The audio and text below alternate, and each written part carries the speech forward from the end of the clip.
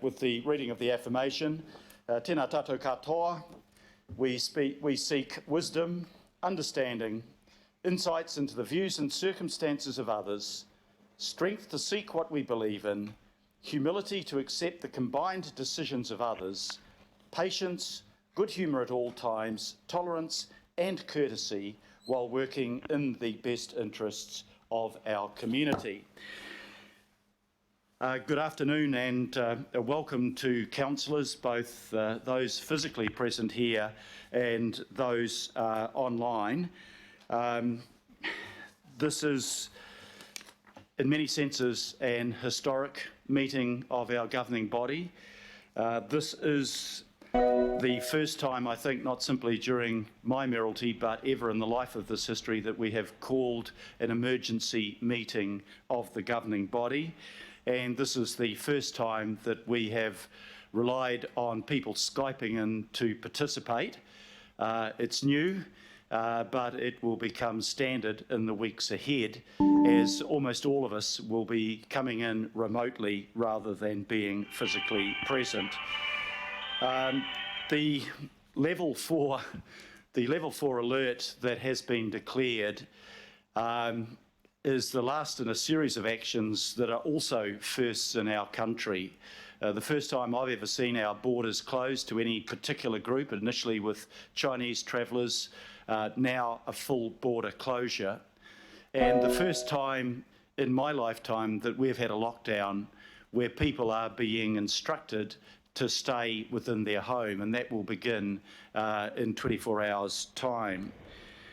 It's a big, big step that the government has taken. It will change our lifestyles and the way we go about our business completely. It will have a dramatic impact on many people's incomes and on the economy as a whole. And really, we will see as severe an economic consequence for what may be necessary that we have seen at any time since the Great Depression. We are in momentous times. We are in times where there is no clear rule book and we need extraordinary decisions to respond to an extraordinary situation. As you will have seen earlier this week, the number of people infected with the virus has increased exponentially. And while we only have 2 cases that are thought to be community transmitted, we need to look to the lesson of Italy, where they went from 5 cases to 40,000 cases in the space of just 4 weeks. I'm not quite sure where the music is coming from here, but can't be Alf. I can see Alf. We face a situation where in Italy they're losing upwards of 5,000 people killed, and we need to take the extraordinary steps that we are taking today and that the nation is taking in order to protect people against the unnecessary loss of thousands of lives. And we need, most of all, to work together to get through this period. Te waka eka noa, we are all in this together. So, welcome today. We have one major item on the agenda, which is the governance arrangements we need in order for this body to function effectively in the weeks ahead. And we will shortly have Phil Wilson introduce what this means and what the proposal from the executive leadership team is.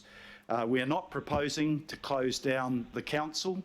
We are not proposing to delegate all authority to a small number of people, as some councils are looking at doing.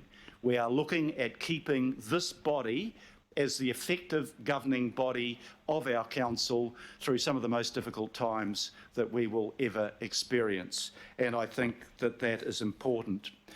While there is only one key item on the agenda, my recommendation to the governing body is that at the end of our agenda, we get a briefing from Ian Maxwell, who is the coordinator of Council's COVID-19 response, so that he can outline some of the things that we are doing and that we will have the opportunity to put questions to him.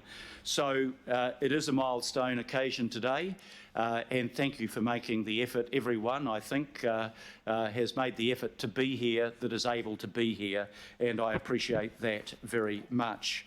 So if we look through now at our agenda,